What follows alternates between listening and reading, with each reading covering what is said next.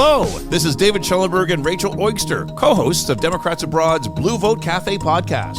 You can find all our episodes through democratsabroad.org or wherever you get your podcasts. And now, back to the Veterans and Military Families Caucus podcast. Enjoy!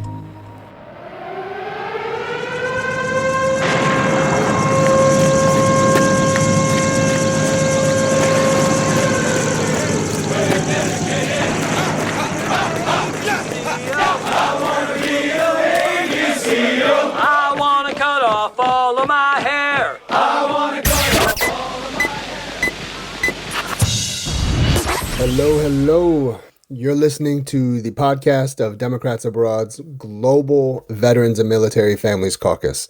Thanks for joining us once again.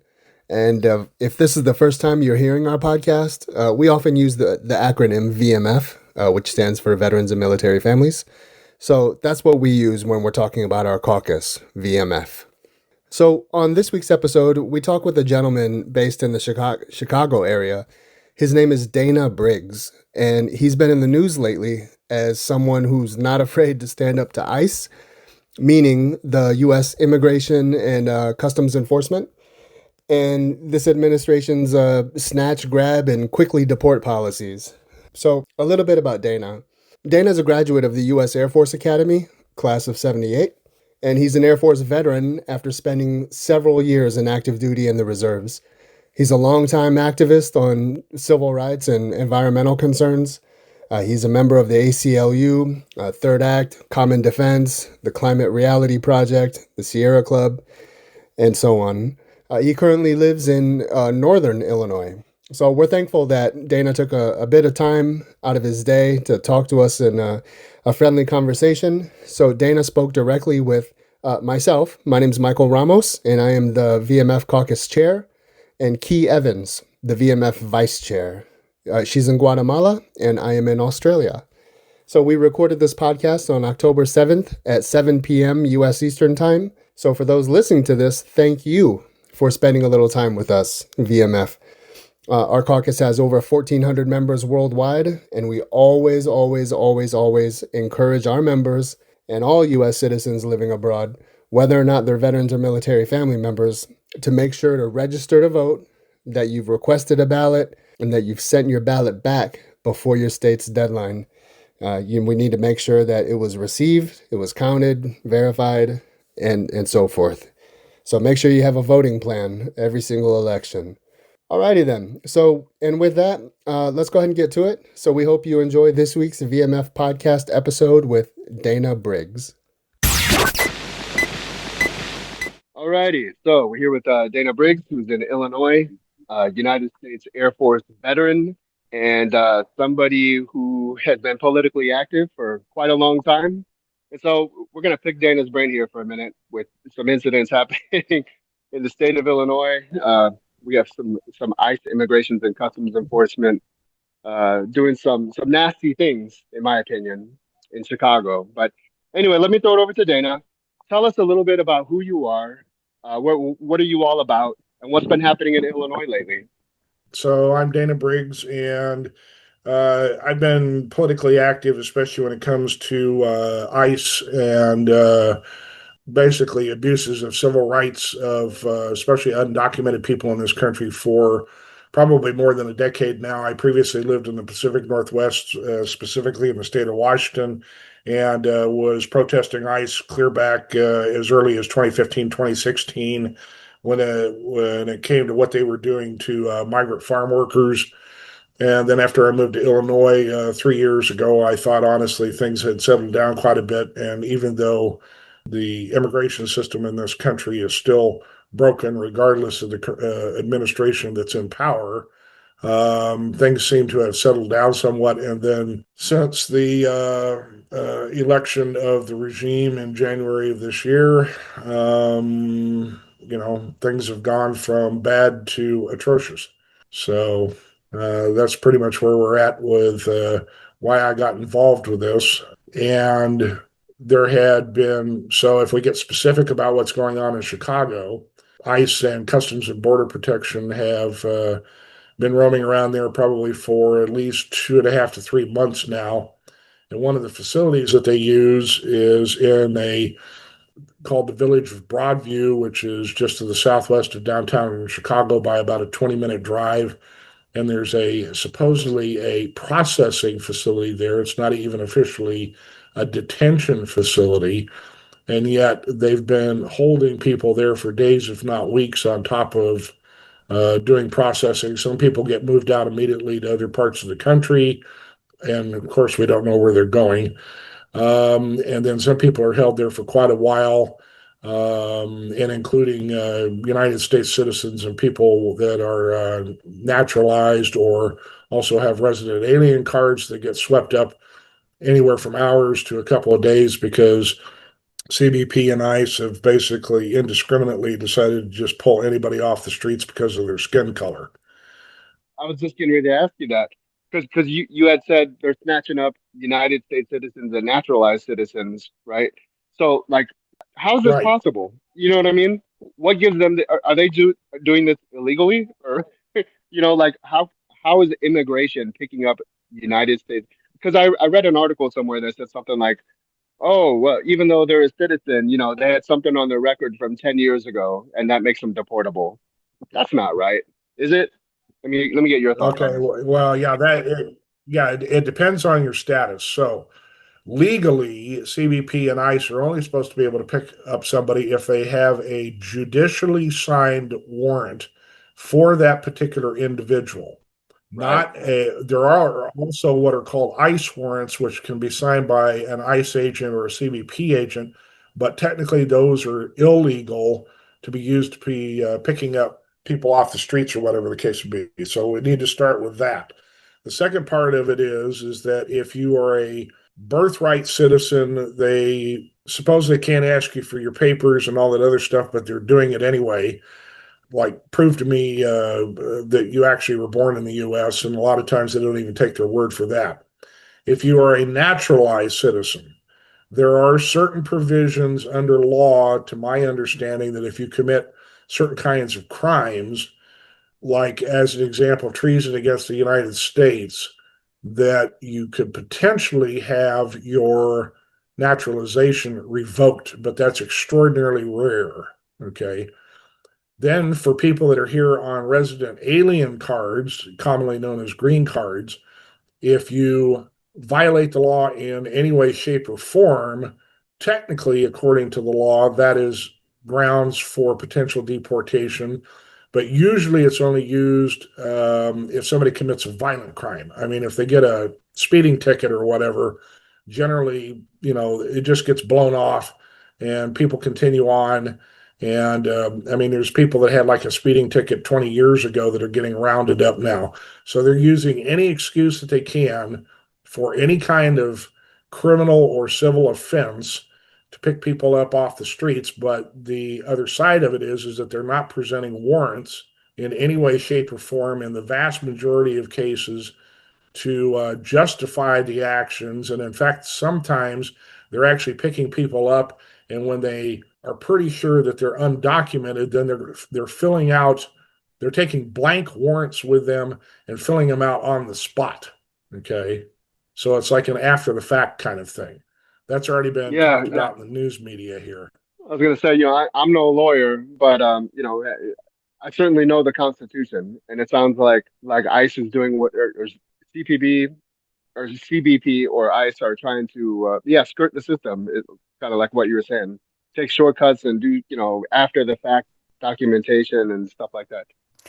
So, Dana, you said that people who are native born American citizens are getting picked up. And I think we all knew that. But were you incarcerated with any of those people?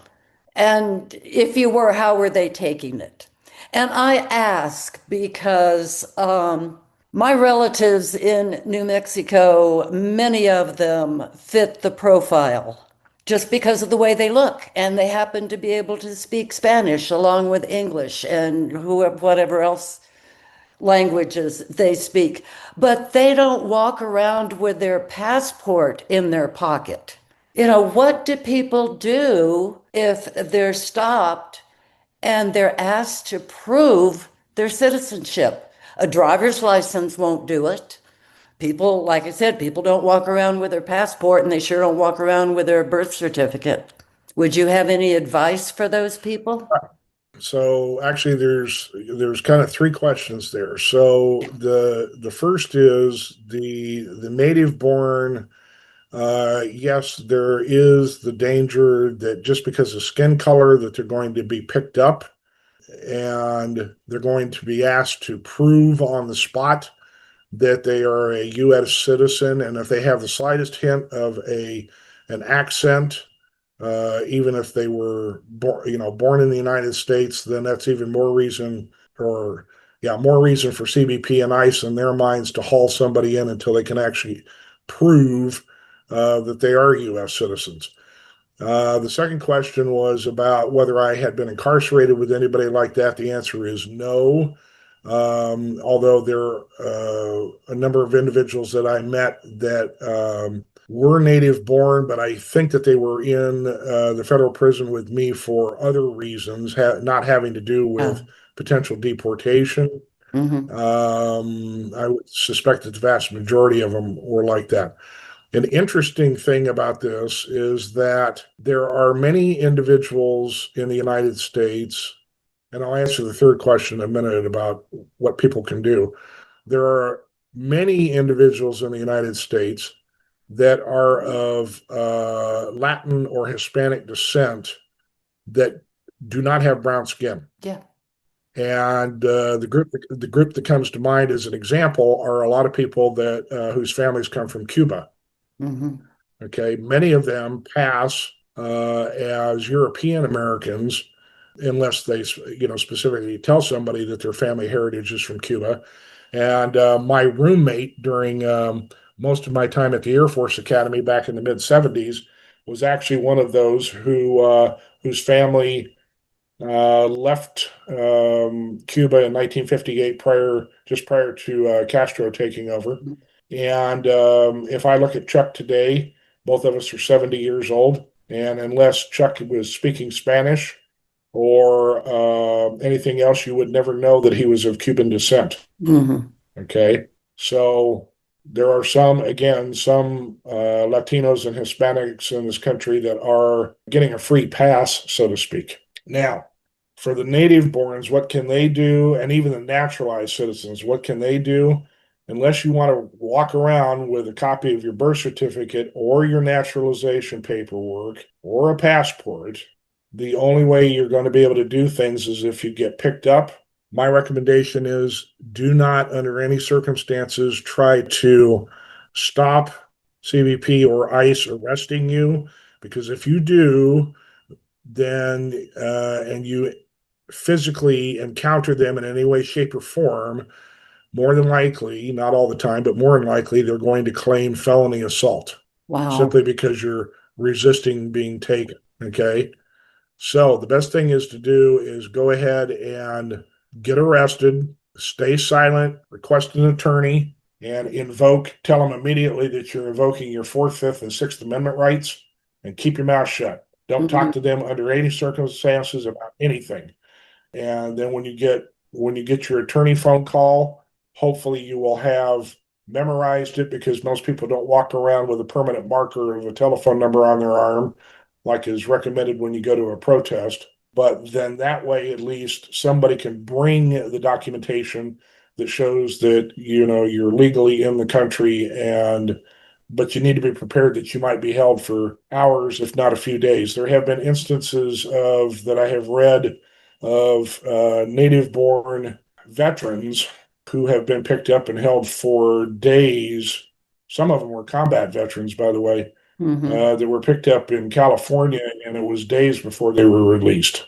Yeah. Okay.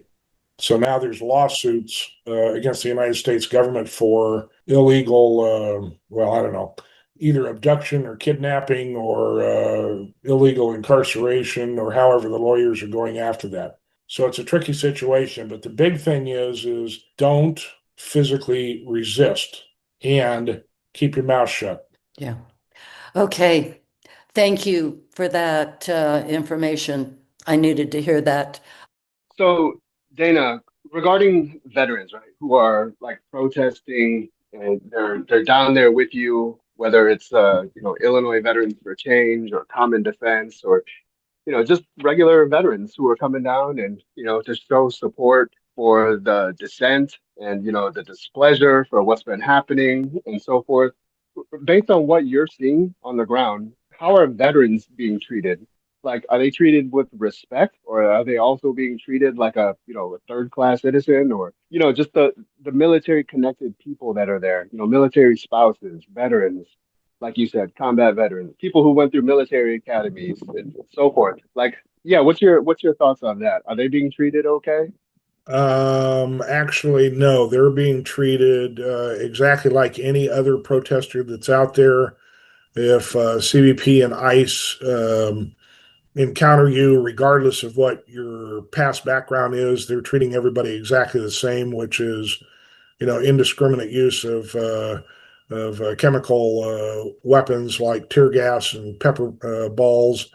In some cases, like in my case, being arrested for a particular thing that they claimed that I did. They're probably more irritated at somebody like me because I am a vet and I'm calling out CBP and ICE agents while I was standing there and telling them that if any of them were vets, they were violating their oath to the Constitution twice, not only when they were vets, but also when they took the oath again as agents of those two particular agencies.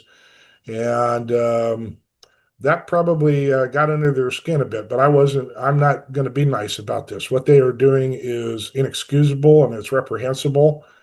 And so they're going to have to live with their conscience, if they have one, for the rest of their lives. And in fact, that was one of the things I was yelling at them also was, how do you go home at night and explain to your family and to your particular communities the justification for what you're doing on a daily basis?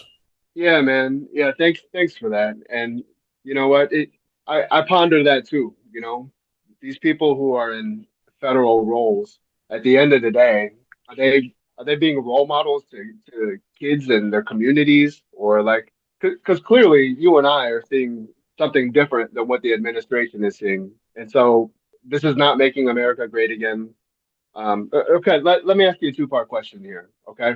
So Mm-hmm. I'm an Illinois voter, so I'm especially interested in your answer, even though I'm in Australia. So the first part of my question is, in your opinion, how is Illinois responding to what's happening there, based in your opinion?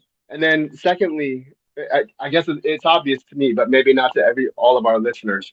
Why are you down there protesting? So what's Illinois' response based on your opinion? And why are you there in the first, like, what's the fire? What's the spark that's making you go down there and do your First Amendment right? Okay.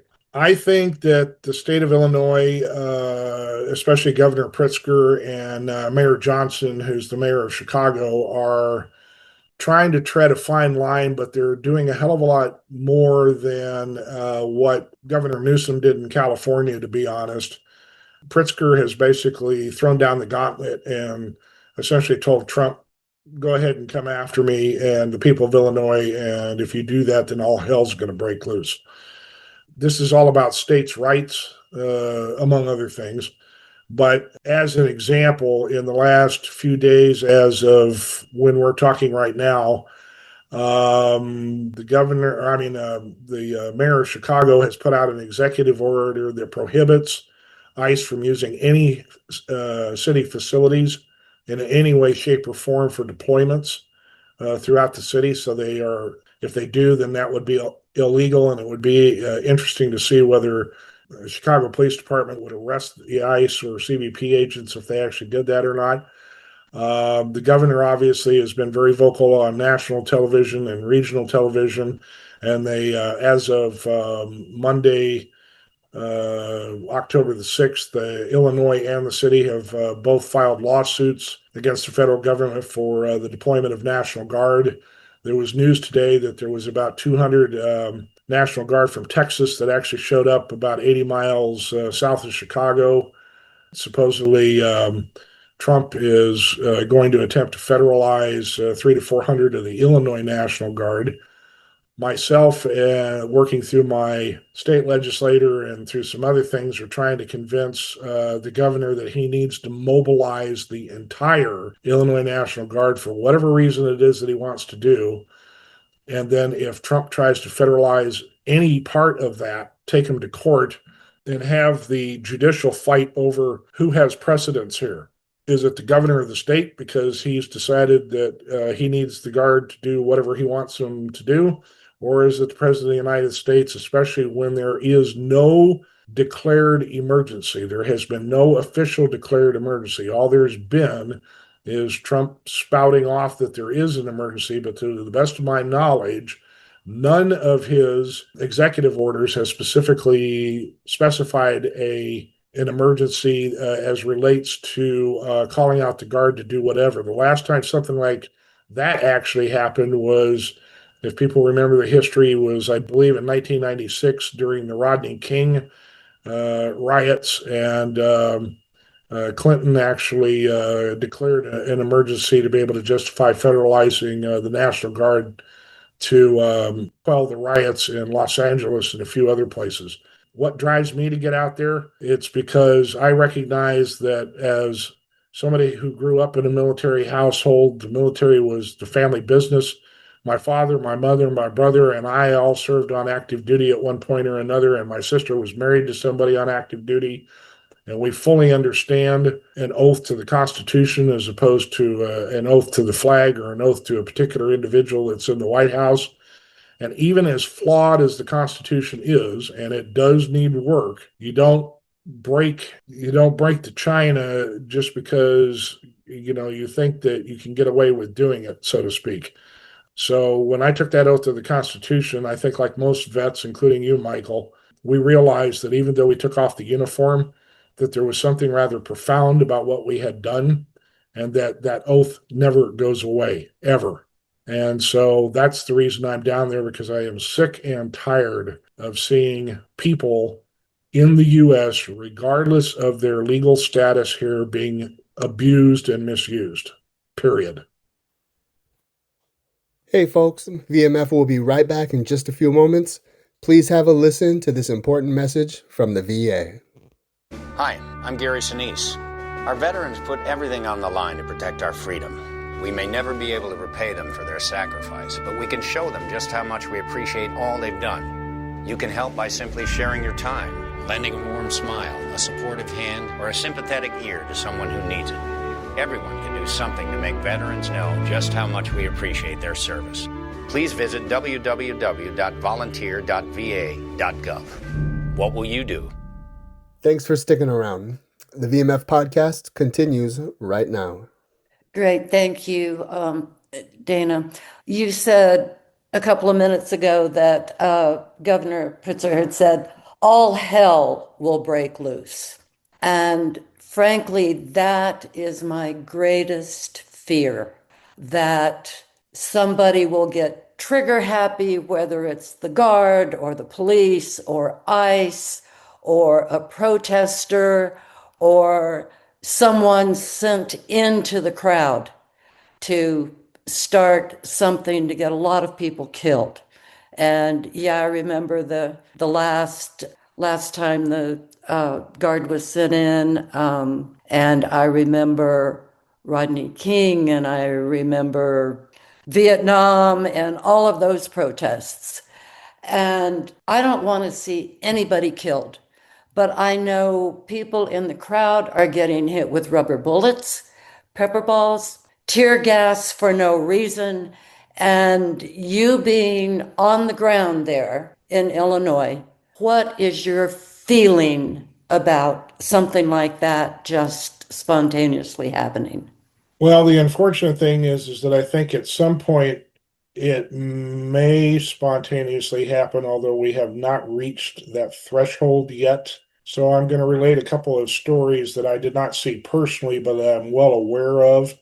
A couple of weeks ago, there was a Presbyterian pastor that went out on a Friday or Saturday to protest, and he was actually, some of the agents on top of the facility actually fired pepper balls at him directly and hit him in the head.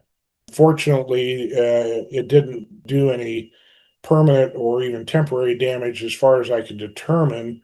But even so-called non-lethal weapons can, hurt somebody very badly. Like as an example, if they got hit in the eye with a pepper ball, that could potentially happen. There was another incident on which I saw a video of where a protester sometime in the last 2 to 3 weeks basically was fired at least 17 times in the back with pepper balls. And he took off his t-shirt. And in the video that you can see that he's got welts all over his back. And he stood there and he stamped his feet and he turned around and he yelled at him. And he goes, "I just need to go change my shirt and I'm going to be back in a minute." So he wasn't having it. Then over this last weekend, sometime, I don't remember if it was Saturday the 4th or Sunday the 5th, CBP was roaming around in downtown in an area in around downtown Chicago, and they claimed that a woman had rammed her car into one of the vehicles and had opened fire on them. But what the body cameras and other videos show is that actually it was the reverse. The CBP vehicle rammed her, and whoever the agent was that fired at her, she was actually shot 7 times. And fortunately, she managed to get to a place where somebody could get her to the hospital. And now she's been hauled before a judge, but the judge released her just this morning, so she's back recuperating. So the use of deadly force has already happened. The question becomes, at what point will CBP and ICE do that again, and then people are not going to have it anymore, and that's when all hell is going to break loose. What is that threshold? We don't know what that threshold is yet. I don't want to see the violence myself, but people, as the MAGA regime has always said, people have a right to defend themselves, and when your own government is attacking you, you have a right to defend yourself. So it's just a matter of, when is that going to happen? I agree. It's on the verge as far as I'm concerned. When I read news articles or opinion pieces or anything like that on social media, I also read the comments, and people on every side of the aisle, whether they're right, left, independent, whatever, are saying, well, it's time for civil war. And that just breaks my heart. That's not what the U.S. needs or wants. And I don't know what else to do but just pray that it doesn't happen that way. People always say, well, that's not us. Yeah. Well, guess what? It is us, because we're doing it. What we have to understand is all of us have been propagandized over our entire life as to what a marvelous country the United States is. And in many respects, there are a lot of good things about this country, and there are tens of millions of really good people who want to watch out for others. But unfortunately, there are tens of millions of our sisters and brothers out there who do not see it that way, and they think that the U.S. is the end-all to beat-all, that all other nations are, as Trump said in his first term, shitholes or shithole countries. And something I was discussing with a classmate of mine from the academy earlier today, who retired as a 2-star general. He and I both agree that basically at the core of all this is that the people that are backing Trump, and Trump is not the problem, it's the people that are backing him. Mm-hmm. The vast majority of this is about white supremacy, period. End of discussion. Yeah. And this country has never totally reconciled itself with, or come to grips with its past, whether it was the treatment of the indigenous, whether it was treatments of Africans, whether it was the treatment of Chinese, whether it was the treatment of people from Southern Europe or Eastern Europe or the Middle East. So have we always been the United States? I would suggest to you that no, that was in name only. It was propaganda. Yeah. This country has never been totally united. And if it is to survive as a republic, then some sort of conflict, whether that's violent or nonviolent, is unfortunately going to probably have to occur. Yeah, I agree. Thank you. Real quick, Yeah. just highlight real quick for us your service in the Air Force. What did you do? When did you serve? All that good stuff. Okay, so I was cadet at the academy from 1974 to 78 and graduated in 78, obviously. And then I was one of those Air Force Academy graduates that never became a pilot. And I went off and became what was known as a telecommunications and computer officer at that point in time. Went to a tech school at Keesler Air Force Base in Mississippi for about 9 months. And then my first duty assignment was at Andrews Air Force Base, just outside of Washington, D.C. And as a brand new, relatively young second lieutenant, I was the officer and I was assigned to a communications group. And I was the officer in charge of 3 high frequency radio and satellite communications master net control stations, one of which provided Spanish language support to just about all of between the United States and just about all of the South American countries and was entirely done in Spanish.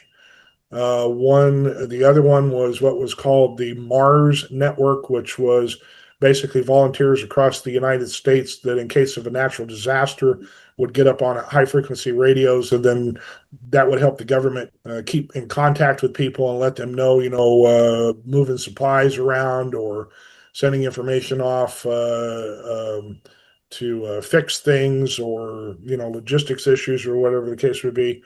And then the most important one was the Master Net Control Station for the Mystic Star Network, which was communication between any government aircraft that was transporting anybody anywhere in the world that had to do with whatever administration was in power at that time. So that was secretaries of whatever departments, assistant secretaries, basically political appointees, flag officers, and including Air Force One and Air Force Two if they were flying. And so my station was basically the net control for all of those all over the world. So, as an example, when President Carter during that time traveled to the Far East for some conferences and stuff, all communication was flowing out of Air Force One through the Mystic Star Network and into the Master Net Control Station, and then off on landlines and stuff to whoever they needed to talk to. After that, I became the youngest and lowest ranking director of operations of an Air Force communications group in all of Europe while I was stationed in Athens, Greece for 2.5 years from 82 to 84. Then I went back and went to an advanced technical school that usually was reserved for majors and above, but I was a captain with only 6.5 years in at that point. And then I went off and I became the Chief Air Force Communications War Planner and Exercise Designer for Air Force Space Command, NORAD, and United States Space Command when it first got formed. And then I got out of active duty in 1988 for reasons that I won't discuss here, but let's just say that it was I just couldn't do it for political reasons anymore, given the Reagan administration and what was going on in his second term. Yeah, 5 years in the reserves, and that's pretty much it. Okay, yeah. Well, it sounds like you did some really important work when you were serving. So, as we wrap up here, let me first of all just say thank you so much for your service. You served at a time when the Cold War, right, and a lot of intense moments happened during that time frame, and you played a key role with the communications. So, yeah, thank you for your service there. And I just want to reiterate that we are our VMF caucus, right, Veterans and Military Families within Democrats Abroad. We're all over the world. He's in Guatemala, I'm in Australia, and we have 1,400 strong members. I think what we promote first and foremost is votefromabroad.org. So for all of our listeners right now, make sure you request your ballot from your home state. A lot of you have elections this year, in addition to everybody having an election next year. So votefromabroad.org. Make sure you are registered, that you're not kicked off your home state's voter rolls. Make sure that you have requested your ballot. Make sure that you fill it out correctly, read the instructions, you sign and date it, cover letter, whatever it is you need to do. And then, so Dana, in addition to that, we promote a lot of advocacy, right? So write a letter, a letter to the editor, your hometown newspaper. Tell them you're pissed off. You don't approve of what's going on. Join the protests that are happening all over the world, not just the U.S. We have the No Tyrants protest, I believe, October 18th. And so that's going to be in cities all over the world. Head on down there, make a sign, get on TV, say, I'm an American. I disapprove of this. Trump is destroying America. Whatever it is, whatever message that you want to send. Make sure you write your legislators, your members of Congress, and keep writing them. Even if they give you a boilerplate response or they don't respond at all, I guarantee you they're reading the incoming messages. So I would say continue to contact your lawmakers and hold them accountable. So with all that in mind, Dana, are there any final words you'd like to say before we end this podcast? My thoughts are, it took us at least 2 generations to get into the situation that we're in right now. What's going on is not going to be solved overnight. And we have to tell ourselves that this is something that's going to probably take at least 2 generations to get out of. We're going to be in it for the long haul. Periodic, although I agree with protests and getting out there and voicing your opinion in that manner, and also doing letters to the editor and writing your elected officials, I think we need to take some lessons from France and Turkey and a lot of other places where they don't just periodically get out and protest. They protest every damn day until things change. And we need to understand that that's what it's going to take at this point in time. If your listeners have relatives in the United States, they can even do that to the extent of in your localities where you live. Pick a school board meeting or a city council meeting or a county council meeting or the fire district or whatever, and make a promise that you're going to go to those meetings at least on a monthly basis for the entire meeting and show the electeds that people are finally paying attention again and that we're not going to let them get away with nonsense in any way, shape, or form. We need to re-engage and quit being so bloody complacent. All right. Great. Thank you, Michael, and our special guest, Dana Briggs. Dana, your insights from being on the ground have really made it clear what's actually happening out there. Those of us who live abroad would love to be on the ground with you, but for so many of us, it's just not possible. So thank you for keeping up the good work and for speaking with us.